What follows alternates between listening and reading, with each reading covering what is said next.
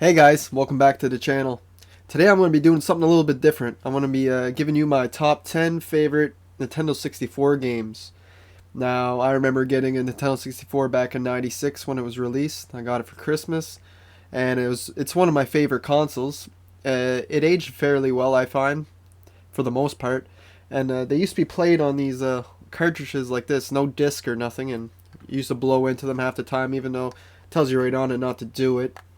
And yeah, they were just really fun, mostly local multiplayer games.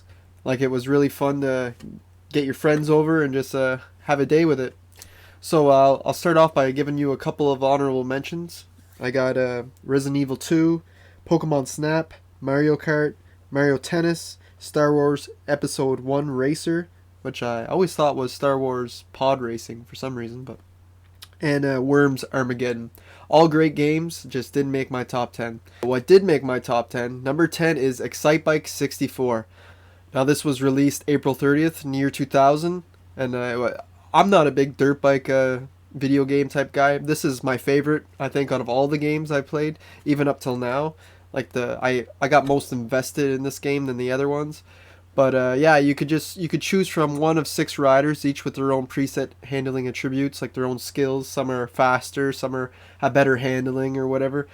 And you had the main game feature had 20 track season mode, and completing the races unlocks more tracks and more features. And let me tell you, the handling of the dirt bikes in this game was fantastic for the time. Like how you use the joystick to launch on the jumps and everything. I found it was really well made. Besides the main game, there are a variety of exhibitions and time trial modes. A major feature is the track editor, where players can create their own fully functional tracks and save them into the game. And it was really easy to use those track editors. I remember making tracks all the time. It was very simple, and it turned out great. Also, features is an emulated version of the original Excitebike from Nintendo, I think. I think it was on the NES. It might have been the Super Nintendo, I'm not sure, because I never played that one myself, but I have played the emulator on this game, and it's a 3D remake of it too, with the same obstacles, called Excite 3D. There's also several mini games, such as a stunt course, which was awesome to go against one of your friends to see who can do the most tricks by button mashing most of the time, coming up with new tricks like the Superman or whatever. There was a hill climb, my personal favorite. Just trying to climb a huge ass hill, and you keep getting harder and harder as you go with your dirt bike, and you keep flipping back and down the hill, and I just had so much fun with this one. There's also a soccer game with a giant human-sized soccer ball. That was always kind of fun. And lastly, we had a infinity randomly generated desert track where the players needs to put out 10 campfires by driving over them. So we had a lot of unique different game styles, different game modes. So I think this is really worthy of my top 10, especially given the amount of time I played it. And yeah, Excitebike 64, now my number 10. So next up at number 9, we got Pokemon Stadium. It's a strategy game unlike the Game Boy games Pokemon Red, Blue, and Yellow. Pokemon Stadium does not have a storyline. It was mostly just for the battling, right? And it was really cool to see your Pokemon in 3D, because the Game Boy game couldn't really do that, right? So that was really cool. Instead, the game challenges the player to defeat trainers at the stadium, a tournament consisting of 4 cups and 80 battles in total, as well as the gym leader's castle. So yeah, and it was fun just to bring your friends over and battle them too, because not very many people had the System Link type thing for the Game Boys to do that. It also includes other features such as mini games, which I got a real kick out of. I'm a big fan of Mario Party, and this was in the same vein as that. And I really wish Pokemon would have came out with just a mini games type video game on console. But yeah, I have a lot of fun with this. Fun to play with your friends. There's just not enough games. It's a little lacking in the amount of games that they have. There's a Game Boy Tower, a way to play Game Boy games on console via emulation. There's the Victory Palace. There's Oak's Lab, where you can connect your Game Boy and use your Pokedex. And there's a gallery. And since the video game can work with the Game Boy Pokemon game cartridge, allowing people to play their Pokemon that they stored on their Game Boy cartridge on their television through the Nintendo 64 console. So that was really cool too. It was just it was almost like an upgrade over our Game Boy games, even though we lost the cool storyline, which I kind of wish we would have had in this too. But I can't deny that I played this game for hours and hours on end. I remember going to the video store and trying to rent it, and it'd always be out of stock. There'd always be someone else renting it. So I had no choice but to put it on my list. I just have a real good time with it. Next up at number 8, we got Tony Hawk's Pro Skater. Now, when this was released, everybody played this game. It didn't matter if you skated or not. It was just so popular. Like, at the time, skating was just a huge thing in the late 90s, early 2000s. It was right before everybody started getting tech decks, and movies like Grind and that were doing it. Like, it was just a thing of the culture at the time.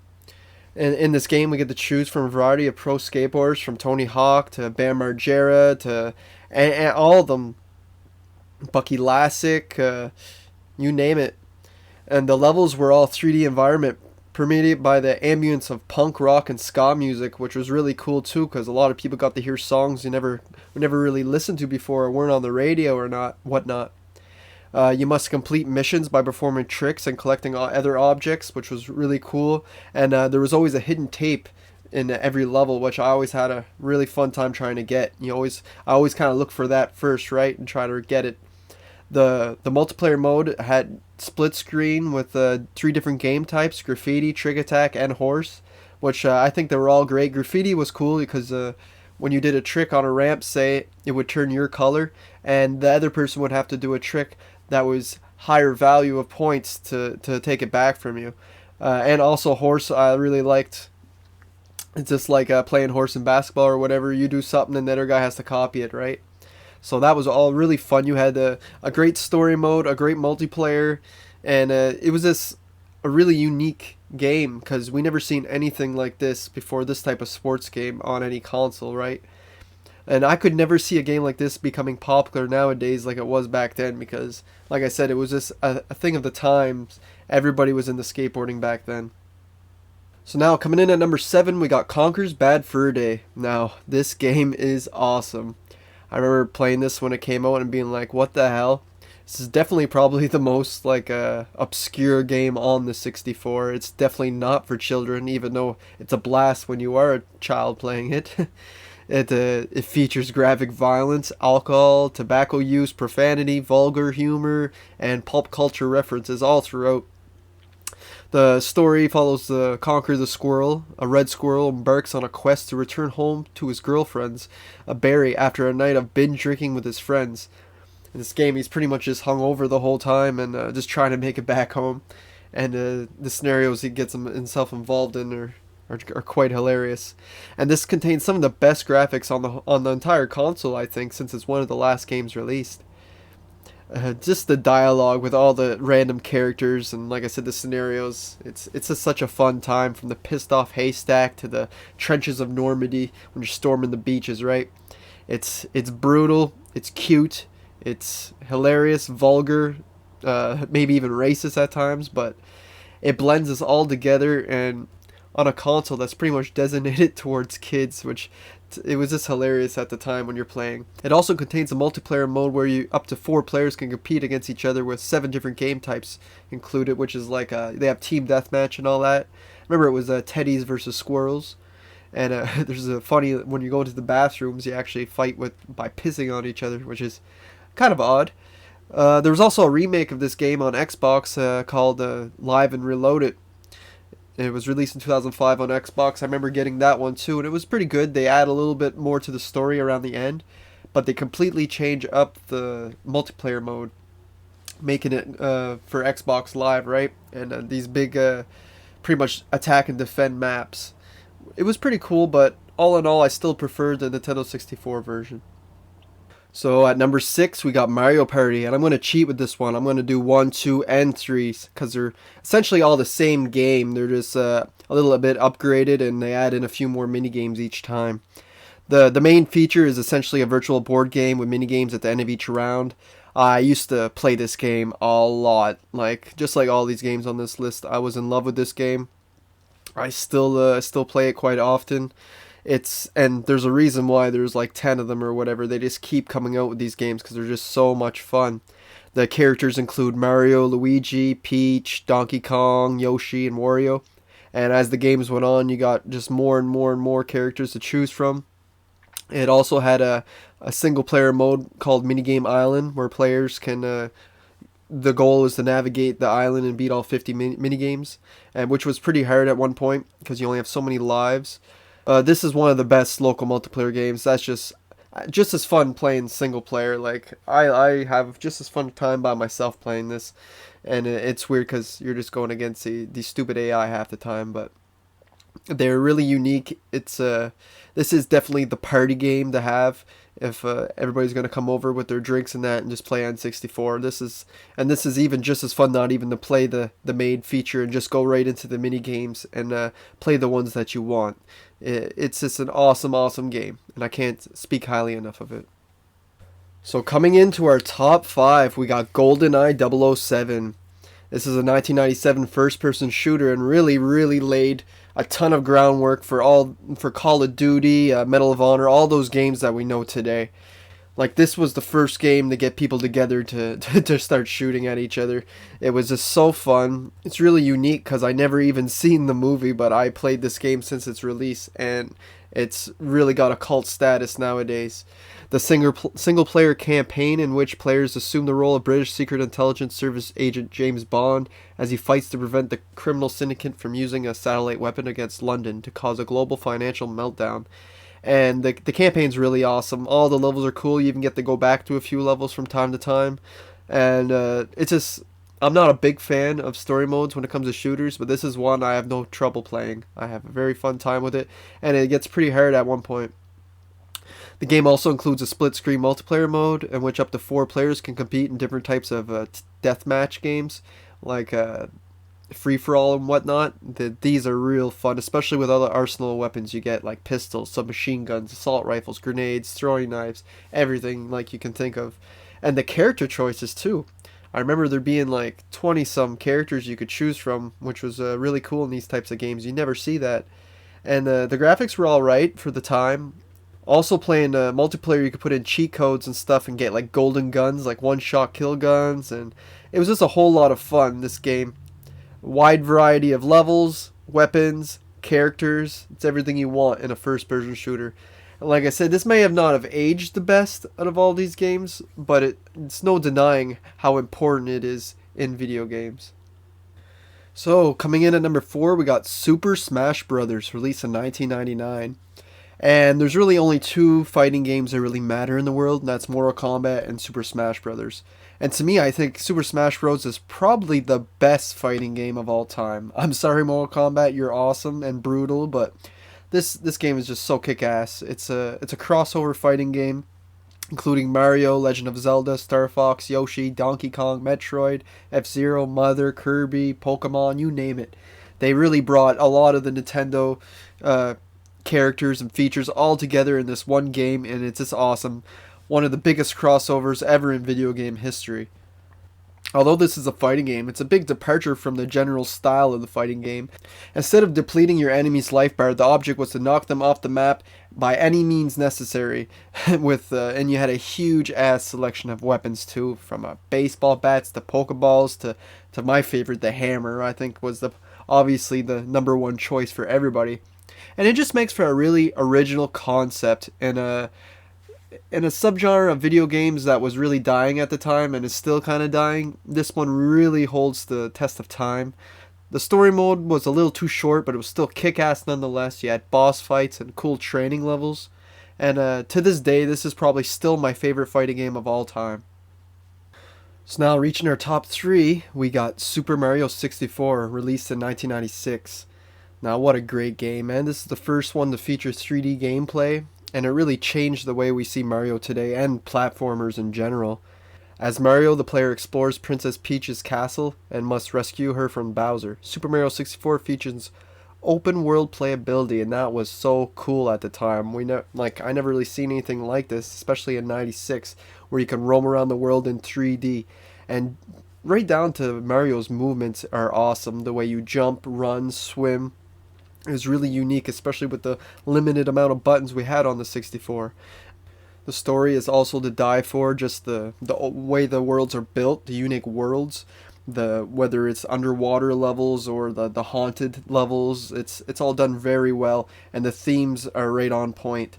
There you get really cool boss battles, and it just makes your journey to collect these stars way more unique. This game also features a pretty badass score, my favorite of all the Mario games. A few of the songs are similar to the old game, but really brought to modern times. And I don't know, I just love all the songs in this game. I even have the urge to learn some on guitar, they're that good. And there's a reason this is the best selling Nintendo 64 game of all time, because it's just that great, and it's definitely a must for all video game fans. Now, coming in at number 2, we got The Legend of Zelda Ocarina of Time. What a kick-ass, like almost RPG style game. Not really RPG, more action adventure, but it's just a huge open world. Like Mario, it took its old gameplay and did a huge upgrade to bring it to the 3D world, and it did a fantastic job. The player controls Link in the fantasy land of Hyrule on a quest to stop the evil king Ganondorf by traveling through time and navigating dungeons and an overworld. This game introduced features such as target lock system and context-sensitive buttons that have been since become common in 3D adventure games. Like just the way you fight and lock on to people, it's just never been done before this. It's just really unique, and I can see why it's being copied over and over after all these years. And to me, this is definitely the most ambitious title the console ever put out, being able to almost do anything from riding horses to casual fishing. The game really has it all, with amazing worlds from like a water level to a fire level to they have all the elements in there too. And I don't know, just even the dialogue between characters is just so huge for a game in the 90s. And on top of all this, the songs you must play on the ocarina are sure to get stuck in your head for years to come. I love them. They're so melodic and unique. This has widely been cited as one of the greatest video games of all time, with numerous publications ranking it as the greatest video game ever made. And I can understand that completely. It's definitely in my top 10 of all time ever made, but it's number 2 on this list. Coming in at number 1, my very controversial pick, because I doubt that anybody else has this as their number 1, but a lot of nostalgia and a lot of love for this game made me have to put it at number 1, which is Diddy Kong Racing, the racing game from 1997. I received this game with my N64 for Christmas. I must have got it in 97, my console. And wow, this game has everything I want. It has races with battles. You have to do like boss battles. You have hidden secrets. You have trophy races. You have a choice of 3 different vehicles, from car, hovercraft, or airplane, which really gives you a different dynamic of the game. And I can't speak highly enough of this game. This game is set on Timbers Island and revolves around Diddy Kong and his friends attempt to defeat the intergalactic antagonist, a wizarding pig named Wizpig, through winning a series of races. And it's really unique because Diddy Kong Racing players can choose from 1 to 10 characters, 2 of which must be unlocked. But a lot of them are rare characters. You got like Banjo from Banjo-Kazooie. You got Conker before even Conker's Bad Fur Day, when we didn't even know him. Before he was a foul-mouthed drunk, he was on this game. We got obviously Diddy Kong. There's just a whole plethora of characters to choose from. It's like another crossover, if you will, and it was just really cool. I love that about it. It consists of 5 interconnected worlds: Dino Domain, Snowflake Mountain, Sherbert Island, Dragon Forest, and Future Funland. All really cool levels. And I don't know, I just have a blast with this game. The cheat codes are really fun. There's battle mode like in Mario Kart, where you can just shoot each other in the level. It's really fun, and I think it's done way better than Mario Kart. I think everything about this game is done better than Mario Kart. Sorry. But I feel like that game gets all the praise, and this game everybody sleeps on it, which is a shame, because I feel like, well, it is my favorite game on 64. And there's even when you think you're done the game. I was driving around the game thinking I had completed it. You find out there's a space level. It's like a secret at the very end. I'm like, what? And after all that's said and done, they allow you to beat the game over again in backwards mode, where all the levels are backwards, which I thought was a little bit repetitive, but a very cool option nonetheless. So this game just has it all for me. It has the bosses. It has a pretty cool soundtrack as well when you're in the main menu, and during the race as well. You just gotta know all the shortcuts and make sure you hit all those speed traps to make sure you win the levels. You also can attack players with different balloons. Some are weapons and some are like oil spills and stuff. So yeah, it has a big connection to Mario Kart. It was probably made to rival Mario Kart, but like I said, I just feel like this is a step up in every department, from graphics to just how fun and how much enjoyment I get from this game. So that's it. That's my top 10 N64 games. Make sure to drop down below what your favorite games are. I'm sure we're going to have a different list. I'm almost positive our number ones are going to be different. There's going to be a few overlapping, that's for sure, probably with 007 and that, because they're such huge hits. But yeah, that's it for today. And I'll try to get to other consoles eventually, but this is just something I'm doing on the side for fun. So yeah, if you liked the video, like, subscribe to my channel, and that's it for today. Thanks for watching.